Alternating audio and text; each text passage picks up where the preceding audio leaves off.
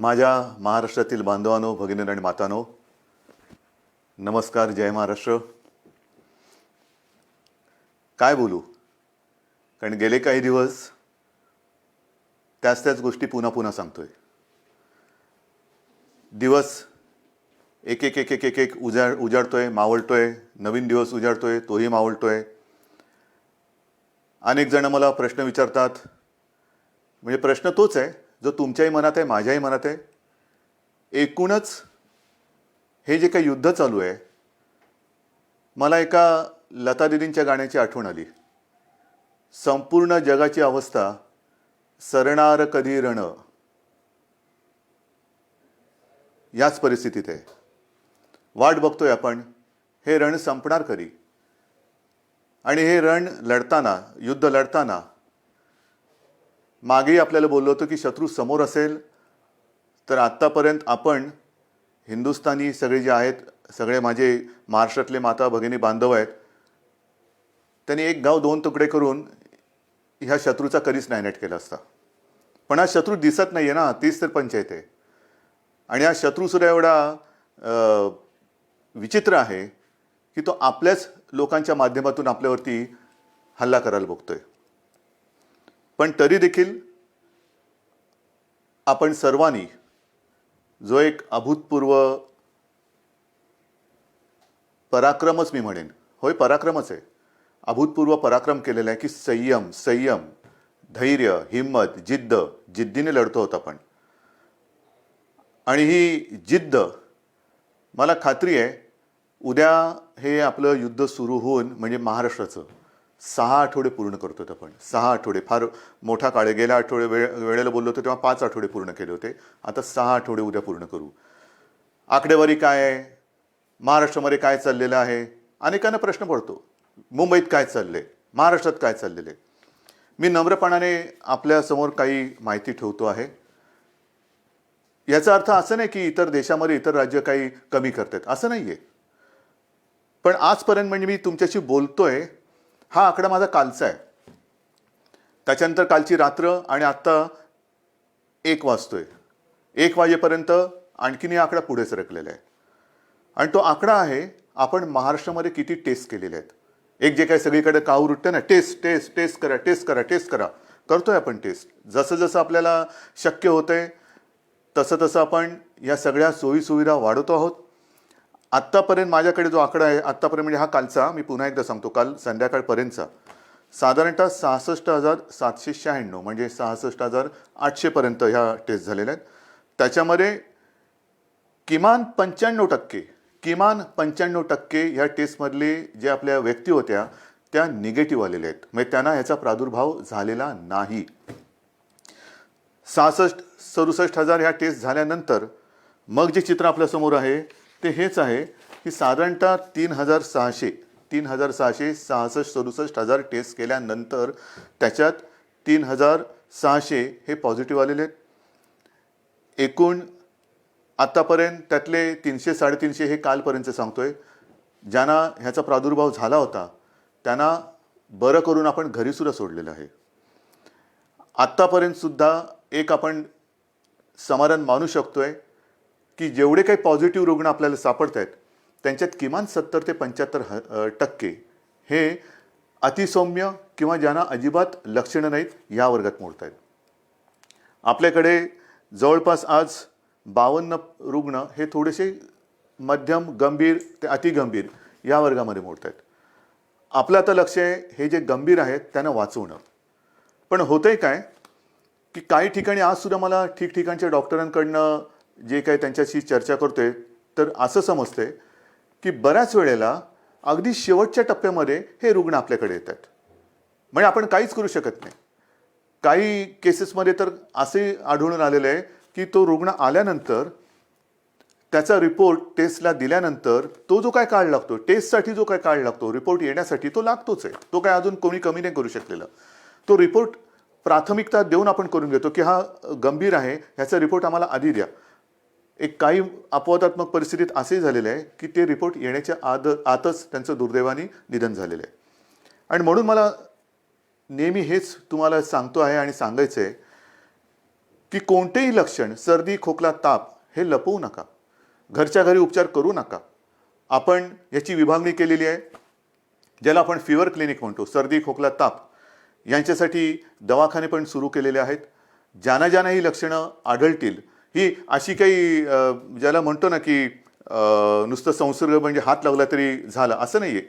जर मास्क लावला, थोडं अंतर ठेवलं तर हे प्रादुर्भाव याचा टाळता येतो. पण आपल्यापासून आपल्याला हे लक्षणे दिसत असतील तर लोक वालीत टाकतील का? अशा अशा संस्कृतीचा महाराष्ट्र नाही आहे. एकमेकाला मदत करणारी आपली संस्कृती आहे. आणि म्हणून मी पुन्हा आपल्याला विनंती करतोय की जर का कोणाला अशी लक्षणं आढळली, स्वतःमध्ये अशी लक्षणं वाटली, तर न घाबरता, न पळता, घरच्या घरी न राहता तुम्ही ह्या दवाखान्यात या. जेवढं लवकर आपण याल तेवढं लवकर आपल्यावरती इलाज होईल. आणि मी गेल्या वेळेला सांगितलं होतं की करोना झाला म्हणजे संपलं, असं नाही. आज सुद्धा जे मी तुम्हाला आकडा दिलेला आहे, बरं होऊन म्हणजे काही ठिकाणी तर जवळपास गंभीर झालेली रुग्णसुद्धा बरे होऊन आपण घरी सोडलेत, म्हणजे त्यांना जाऊ दिलेलं, बरं करून घरी जाऊ दिलेलं आहे.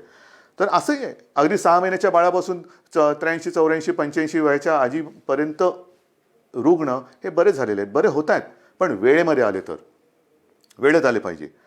एक गोष्ट मला आणखीन सांगावीशी वाटते की काल मी संध्याकाळी मुंबईतील जे आपले खाजगी दवाखाने आहेत, हॉस्पिटल्स आहेत, किंबहुना स्वतः काही प्रॅक्टिस करणारे डॉक्टर्स आहेत, यांच्यापैकी काही डॉक्टरांशी बोललो. आणि मला समाधान आहेत, हे सुद्धा कुठेही लढायला कमी नाही आहेत. त्यांच्याशी मी स्वतः बोललो, आपले टास्क फोर्सचे डॉक्टर बोलले, महापालिका आयुक्त बोलले. या सर्वांनी एक आपल्याला आश्वासन दिलेलं आहे, विश्वास दिलेला आहे की आज उद्यापासून ह्यांच्या सगळ्या ज्या काही प्रॅक्टिस आहेत, विशेषतः नॉन कोविड पेशंटसाठी, नॉन कोविड म्हणजे ज्यांना कोविड नाही आहे, कोरोना झालेला नाही आहे, असे सुद्धा अनेक रुग्ण, त्यांच्या जुन्या तक्रारी आहेत. कोणाला किडनीचे आजार आहेत, कोणाला हृदयरोग आहे, कोणाला मधुमेह आहे, इतरही काही व्याधी आहेत, काही जणांना अचानक होत आहेत. तर त्यांच्यावरती उपचार करण्यासाठी हे क्लिनिक, हे दवाखाने आणि हे हॉस्पिटल्स ही कोणत्याही परिस्थितीत चालू पाहिजेत. नाहीतर करोना करोना करोना करताना ह्यांच्याकडे दुर्लक्ष झालं तर हाही वर्ग खूप मोठा आहे. त्याच्यासाठी ते आपल्याला मदत करतात. त्या सगळ्यांना मी धन्यवाद देतोय. आणि मी संपूर्ण महाराष्ट्रातील डॉक्टर्सना आवाहन करतोय, विनंती करतो आहे की मुंबईतले डॉक्टर्स तयार झालेले आहेत, महाराष्ट्रामध्ये सुद्धा तयार होत आहेत. पण आता घाबरू नका. तुम्हाला जे जे काही हवं आहे, जे जे काय सरकार म्हणून करता येणं शक्य आहे, ते सर्व सरकार म्हणून आम्ही करतो आहोत. काही काळजी करू नका. तुम्हाला अगदी PPE किट पाहिजे असतील, जिथे जिथे शक्य आहे, कारण आजही या सगळ्या उपकरणांचा थोडा नाही म्हटलं तरी तुटवडा आहेच. मी उगाच काहीतरी खोटं सांगणार नाही आहे, पण तुटवडा थोडासा आहे. पुरवठा होतो आहे, केंद्राकडनं होतोय. राज्य सरकारसुद्धा जिथून जिथून शक्य होईल तिथून हा जो काही उपकरणांचा आपल्याला पुरवठा होऊ शकतोय त्यांना संपर्क करून त्यांच्याकडनं सुद्धा घेतोय. म्हणजे हे होत आहे, परिस्थिती सुधारते, नक्कीच सुधारते. धान्याच्या बाबतीत सुद्धा जवळपास 80-90% लोकांपर्यंत राशन आपण पोहोचवलेलं आहे. भगवा रेशन कार्डच्या बाबतीमध्ये राज्याने जो एक मोठा निर्णय घेतला त्याच्याप्रमाणे वाटप आता येत्या काही दिवसात सुरू होते. आपण त्यांना कमी दराने, सवलतीच्या दराने अन्नधान्य देतो आहोत. केंद्राने सुद्धा, मी मागे जे बोललो होतो किमान आधारभूत किमतीने, त्याच्या बाबतीत सुद्धा ते मदत करतायत. आपल्याला अजून काय करता येणं शक्य आहे ह्याच्याबद्दल विचार करून केंद्राशी आपली बोलणी चालू आहेत. केंद्र सुद्धा आपल्याला मदत करते. महत्त्वाचा मुद्दा काय, अनेकांना असं आजही वाटते की केंद्र सरकार मोफत धान्य वाटते, तुम्ही का नाही देत? मोफत धान्य, केंद्र मोफत धान्य देते, मग तुम्ही का नाही देत? मोफत देत आहे, पण ते आत्तापर्यंत तरी फक्त त्यांनी तांदूळ दिलेले आहे. आणि हा तांदूळसुद्धा अन्न सुरक्षा जी काही आपली एक योजना आहे त्यातल्या लाभार्थ्यांसाठी आहे. जसजसा तांदूळ येतोय तसं तोही आपण वाटतोय. या तांदूळाबरोबर आपण डाळ आणि गव्हाची मागणी केलेली आहे. कारण नुसतं तांदूळ घेतोय तो आम्ही देतोय, पण तांदूळासोबत म्हणजे भाताबरोबर गहू आणि डाळ तर पाहिजे. त्या गहू आणि डाळीची सुद्धा आपण मागणी केलेली आहे. आणि मला विश्वास आहे अजून जरी त्याच्यात काही सुधारणा झाली नसली तरी लवकरात लवकर केंद्र सरकार ही आपली मागणी मान्य करून डाळीचा आणि गव्हाचा सुद्धा पुरवठा आपल्याला करेल. तो जसा येईल तसं तो आपण वितरण करायला त्याची सुरुवात करतोय. एकूणच काय की हळूहळू आता गोष्टी या आपल्याला लक्षात आल्यानंतर त्याच्याही बाबतीत यंत्रणा ही व्यवस्थित काम करते आहे. हे सगळं करताना आता उद्या 20 तारीख आपण तर आपला लॉकडाऊन 30 तारखेपर्यंत आणि केंद्र सरकारने म्हणजे माननीय पंतप्रधानांनी तर 3 मे पर्यंत केलं. चांगली गोष्ट केली. ह्याचं कारण असं की गेल्या काही दिवसामध्ये हे जे काही आकडे आहेत हे केंद्र सरकार सुद्धा बोलते की थोडेसे त्याच्यामध्ये घट होते. महाराष्ट्रामध्ये सुद्धा आणि मुंबईमध्ये सुद्धा मी अद्याप काही बोलणार नाहीये. गेल्या काही दिवसातले आकडे ह्याची पुन्हा मी एक तपासणी करायला सांगितले की मला खात्रीपूर्वक सांगा. आहे रोजची मला माहिती येते, पण कुठेही भ्रमात आपण राहायचं नाहीये. कारण हा कोरोना जो आहे जगभराचा आपण अनुभव घेतला तर त्याची वाढ होते, पुन्हा थोडी खाली होते, पुन्हा वरती येतो, पुन्हा खाली जातो. हे थोडं वरखाली होतं. खाली लवकर येईल आणि वर जास्त जाणार नाही ह्याची दक्षता आपल्याला घ्यायची. कुठेही भ्रमात राहून चालणार नाही, गाफील राहून चालणार नाही. आता काय झालं, आला खाली नाही, खाली नाही, तो खाली आला आणि आपण गाफील राहिलो तर तो खाली आणि जाऊ रे. तर तसं नकोय, मला गाफील राहायचं नाहीये. आज मला महत्त्वाचं जे सांगायचं आहे की 20 तारखेपासून जे काही सगळं ठप्प झालेलं आहे, अर्थचक्र आपलं या कोरोनाच्या चिखलात रुतलेलं आहे. अर्थचक्र हे पुन्हा फिरवायलाच पाहिजे, नाहीतर कोरोनातून आपण बाहेर पडू आणि आर्थिक संकटात म्हणजे आगीतून फोपाट्यात. आणि त्याच्यासाठी उद्यापासून परत एकदा गणपती बाप्पा मोरया करून काही ठिकाणी आपण याला मोजक्या आणि माफक स्वरूपात परवानगी देत आहोत. त्याबद्दल सुद्धा मला थोड्याशा गोष्टी स्पष्ट करायच्या आहेत.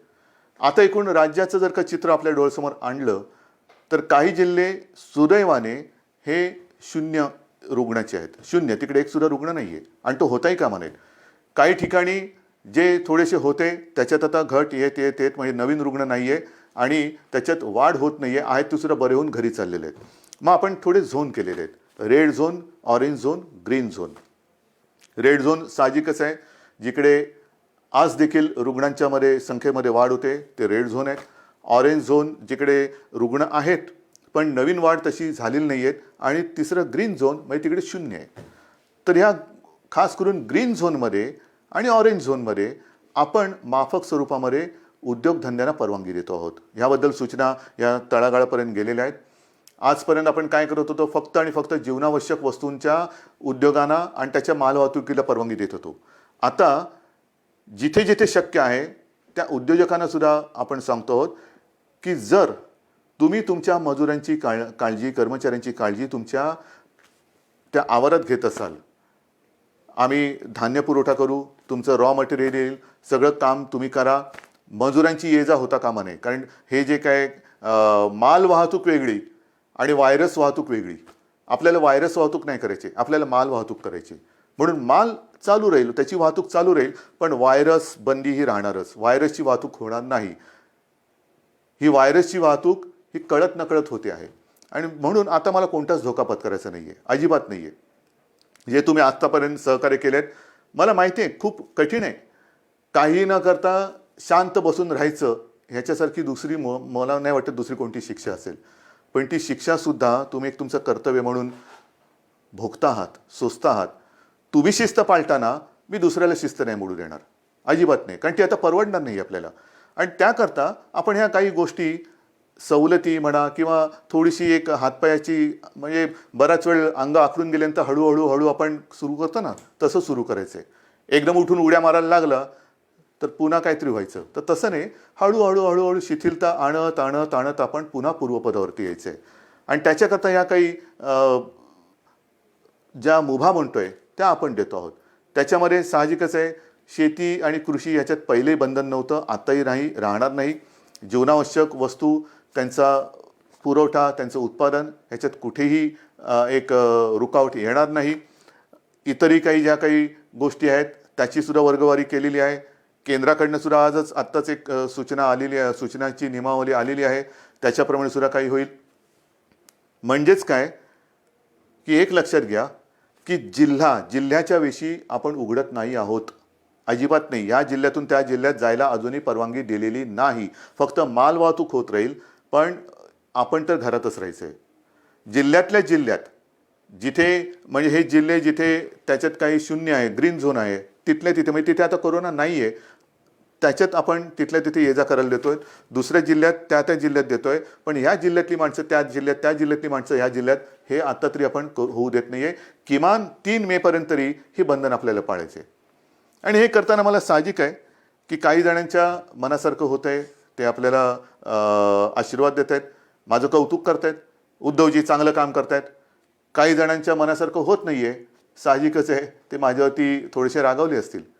खास करून मी माझ्या पत्रकार बांधवांना सांगतोय, पत्रकार बांधव, कारण काल आपण एक नियम सगळ्यांना सांगितलं की वृत्तपत्रांवरती बंदी नाही आहे, अजिबात नाही आहे. वृत्तपत्र ही जसं आपण पेपर स्टॉल म्हणतो तिथे उपलब्ध करायला काही हरकत नाही आहे, पण खास करून मुंबई पुणा जिथे रेड झोन आहे तिथे मात्र घरोघरी वृत्तपत्र आज तरी टाकू देणं हे मला योग्य वाटत नाही आहे. मला कोणाशी वाद नाही करायचा की याने काय होतं त्याने काय होतं, नाही. कदाचित माझी भीती अनाठही असेल, भीती अयोग्य असेल, मला कोणी वाईट म्हणतील म्हणू देत. मी महाराष्ट्रासाठी वाईटपणा घ्यायला तयार आहे, जरूर तयार आहे. जर माझ्या महाराष्ट्राचं भलं होणार असेल आणि त्याच्यासाठी मी वाईट ठरत असेल तर मी वाईटपणा घ्यायला तयार आहे. अत्यंत नम्रपणाने, जसं तुम्ही माझं कौतुक करता तसंच हा वाईटपणासुद्धा मी स्वीकारायला तयार आहे. पण कृपा करून आत्ता ह्या आणीबाणी म्हणजे हे आरोग्यविषयक आणीबाणी असताना त्याच्यात मला कोणताही धोका घ्यायचा नाही आहे. अयोग्य योग्य हे उद्या कळेल, पण समजा कुठे काही फटकन काही घडलं तर मला आता मुंबई पुणा आणि इतर कुठे काय असेल तिथे हे कोणत्याही परिस्थितीत संकट संपवायचं आहे. आणि म्हणून मी आपल्याला सगळ्यांना सांगतो की आजपर्यंत जसं तुम्ही मला सहकार्य केलं तसंच सहकार्य हे मला नाही, आपण आपल्याला स्वतःला सहकार्य करतोय. ह्याचं कारण आज तरी ह्या रोगावरती औषध आलेलं नाही, कोणती लस आलेली नाहीत, प्रयोग सुरू आहेत. पण असं ठामपणे कोणी सांगत नाही हे औषध घ्या म्हणजे पी हळद आणि हो गोरी, असं काही नाही आहे. अजूनही असं सापडलेलं नाही आहे. ते सापडेल तेव्हा हे सगळीकडे होईल, मग ही भीती कमी होईल. पण आत्ता तरी याच्यापासून लांब राहणं हे एवढाच हा एकच उपाय आपल्याकडे आहे. आणि त्याकरता मी पुन्हा एकदा आपल्याला सगळ्यांना सांगतोय की एकतर जरी ही थोडीशी मुभा आपण सर्वांना देत असलो तरी नागरिकांना कृपा करून विनंती आहे की आपण मात्र घराबाहेर पडायचं नाही आहे. अत्यंत आवश्यक असेल तेवढ्यापुरतंच घराबाहेर पडा. पडताना घरगुती मास्क असेल तो वापरा. आल्यानंतर म्हणजे काही ठिकाणी अँटी कोरोना पोलीस, मला समाधान वाटलं की काही ठिकाणी सुरुवात झाली. अगदी पोलीस अधिकाऱ्यांच्या घरात सुद्धा अँटी कोरोना पोलीस आलेले आहेत. मी काल ऑनलाईन बातमी बघताना आपल्या विश्वास नांगरे पाटलांना त्यांच्या घरात जाताना त्यांच्या अँटी करप्शन पोलीसने अडवलेलं आहे की बाबा थांबा, बाहेर फोन तुमचा सॅनिटाईज करा, हात धुवा, आत आल्यानंतर पहिला आंघोळीला जा. हे फार महत्त्वाचं आहे. अँटी कोरोना पोलीस म्हणजे घरातल्या घरात आपण काळजी घेणं गरज आहे. आपल्या माता पित्यांची काळजी घेणं, विशेषतः ज्यांना हे काही विकार असतील, डायबिटीज असेल, हृदयविकार असेल, इतरही काही मधुमेह असेल, ते वेळच्या वेळेला औषध घेत आहेत की नाही आणि त्यांची ही सगळी जी लेवल आहे, हे जे काही विकार आहेत ते मर्यादेच्या आत राहतात की नाही हे बघणं हे आपल्या घरातल्या सगळ्यांचं कर्तव्य आहे. काही ठिकाणी मला अशी मेसेज येत आहेत की लहान मुलं आपल्या वाढदिवसाचे पैसे, आपल्या खेळण्यासाठी साठवलेले पैसे, कोणी सायकलसाठी साठवलेले पैसे हे मुख्यमंत्री सहायता निधीला देत आहेत. काय बोलायचं या मुलांना? कौतुक तर केलंच पाहिजे, आशीर्वाद तर दिलेच पाहिजे, पण मी ह्या बाळगोपाळांना सांगतो की तुम्ही काळजी करू नका. अहो आम्ही आहोत. ही माझ्यासोबतची जी पिढी आहे ती समर्थ आहे आणि हे सगळं युद्ध चाललंय हे तुमच्या भवितव्यासाठीच चाललेलं आहे.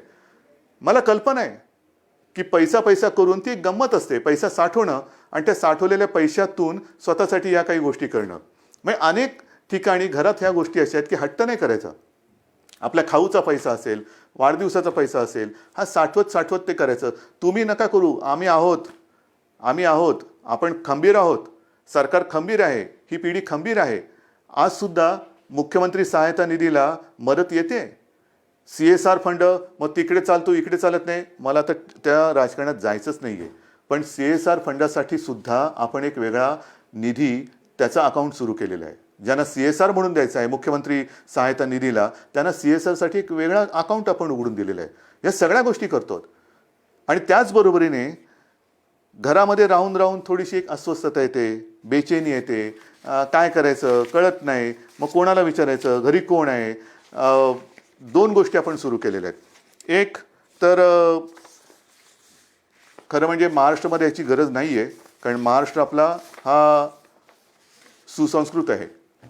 पण ज्या बातम्या येतात जगभरातून की घराघरामध्ये महिलांवरती अत्याचार किंवा हिंसाचार ह्या गोष्टी वाढत आहेत. महाराष्ट्रात असं होणार नाही. एक सुद्धा केस अशी होता कामा नये, अजिबात होता कामा नये.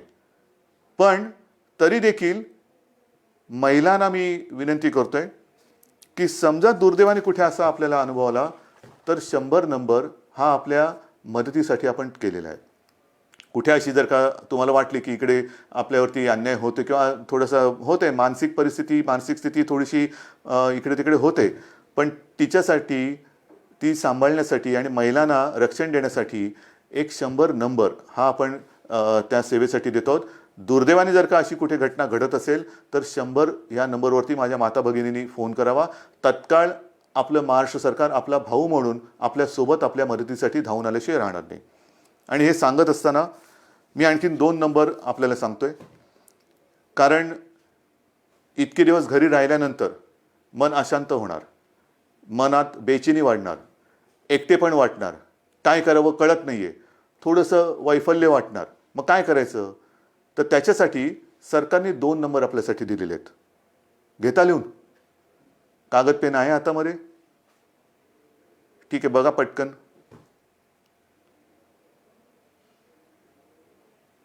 घ्या लिहून. पहिला नंबर आहे तो मुंबई महापालिका आणि बिर्ला. अनेक स्वयंसेवी संस्था आपल्याला विविध रूपाने मदतीला येत आहेत. कोणी अन्नधान्य देत आहे, कोणी पैसे देत आहे, कोणी उपकरणं देत आहे, काही या सेवा देत आहे. त्याच्यामध्ये बिर्ला आणि मुंबई महापालिका ह्या दोघांनी मिळून एक सेवा सुरू केलेली आहे. नंबर नीट लिहून घ्या. 1800 लिहिलात? 1800 120 820050. पुन्हा एकदा सांगतो. 1800 120 820050. हे मुंबई महापालिका आणि बिर्ला यांच्या सौजन्याने आहे. दुसरा नंबर जो आहे त्याच्यामध्ये आपला आदिवासी विभाग आहे. त्या आदिवासी विभागाने एक जबाबदारी घेतली, त्यांना सुद्धा धन्यवाद देतो. त्यांच्यासोबत प्रोजेक्ट मुंबई ही एक संस्था आहे आणि दुसरी प्रफुल्ला. ह्या तीन जण मिळून त्यांनी सुद्धा ही एक सेवा सुरू केलेली आहे. तोही नंबर देतो. तो नंबर घ्या. 1800 बरोबर आहे. 1800 102 4040. सांगू परत? घ्या. 1800 102 4040. तर असं हे आपण जे काय करता येणं शक्य असेल ते करतोय. पण तूर्त 3 मे पर्यंत बाकी सगळ्या गोष्टी ह्या लॉकडाऊनमधल्या तशाच बंद राहतील. कोणत्याही स्वरूपाचे धार्मिक, राजकीय, सांस्कृतिक कार्यक्रम हे महाराष्ट्रामध्ये होणार नाही. कोणत्याही प्रकारची रेल्वे वाहतूक, विमानाची वाहतूक ही महाराष्ट्रात, मुंबईत होणार नाही.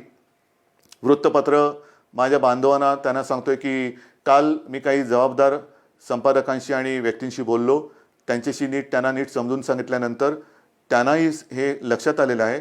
येत्या 2-3 दिवसात मुंबई पुन्हा वगळून इतरत्र महाराष्ट्रामध्ये आपण काय करू शकतो त्याच्याबद्दल आपण निर्णय घेतो आहोत. काळजी करू नका. सगळ्यांनाच कामं करण्याची इच्छा आहे.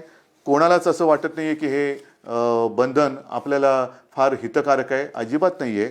शेवटी बंधन टाकणं ही आनंदाची नाही तर अत्यंत क्लेशकारक गोष्ट असते. तुम्हाला मी उलटं मुख्यमंत्री म्हणून आणि सरकार म्हणून आमचं काम असं आहे की जास्तीत जास्त स्वातंत्र्य, एक मोकळेपण हे आपल्या जनतेला द्यावं, आनंद त्यांना द्यावा. पण ही परिस्थिती अशी आहे की सगळ्यांना बंधन आणण्याची एक विचित्र परिस्थिती या सरकारवरती आणि संपूर्ण जगावरती आलेली आहे. मला खात्री आहे की ह्या सगळ्या गोष्टी आपण समजून घेत आहात. समजून घेतल्या नसत्या तर तुम्ही सहकार्यच केलं नसतं. विशेषतः जे इतर राज्यातले मजूरसुद्धा आहेत त्यांनीसुद्धा आता सहकार्य करण्याचं एकूण मला दिसतंय की ठरवल्यासारखं आहे, कारण ते सुद्धा शांत झालेले आहेत. त्यांच्यासाठी मी पुन्हा बोलतो कि केंद्र सरकार के साथ हमारी बात चल रही है. आने वाले कुछ ही दिनों में मुझे पक्का भरोसा है, विश्वास है कि कुछ ना कुछ तो रास्ता निकल आएगा, निकल कर आएगा. और आप चिंता मत करो, महाराष्ट्र में आहिस्ते आहिस्ते हम काम शुरू करने जा रहे हैं. अगर संभव है तो आप आइए, काम पर लौट आइए, आपकी रोजी रोटी चालू रहेगी. और जिस दिन ये माहौल है ये ख़त्म हो जाएगा, मैं आपको वचन देता हूँ कि आपके घर तक महाराष्ट्र सरकार आपको पहुँचाएंगी. लेकिन हम चाहते हैं कि आप जब भी घर जाएंगे, पूरा परिवार आपका वहाँ होगा, आप यहाँ हैं. ये अच्छी बात नहीं है, मैं भी मानता हूँ, समझता हूँ. लेकिन जब भी आप घर लौटेंगे एक खुशी खुशी जाओ, डर कर नहीं जाना. वो भी डरे हुए हैं, आप भी डरे हुए हैं. आप उनको बता दीजिए, हमारे महाराष्ट्र में हम हैं, महाराष्ट्र की सरकार हमारा अच्छा ख्याल रख रही है. आप हमारी चिंता ना करें, आपकी भी चिंता वहाँ की सरकार आपका ख्याल रख रही है, तो आप भी चिंता ना करें. लेकिन सब संभल कर रहिए. ये दिन कुछ ही दिनों का सवाल है, ये भी दिन निकल जाएंगे और फिर से मुझे पक्का भरोसा है खुशी की दिन लौट आएंगे. और इन शब्दों के साथ सबको मैं आभार व्यक्त करता हूँ, धन्यवाद देता हूँ. सगळ्यांना जय हिंद, जय महाराष्ट्र. लढायचंच आणि जिंकायचंच.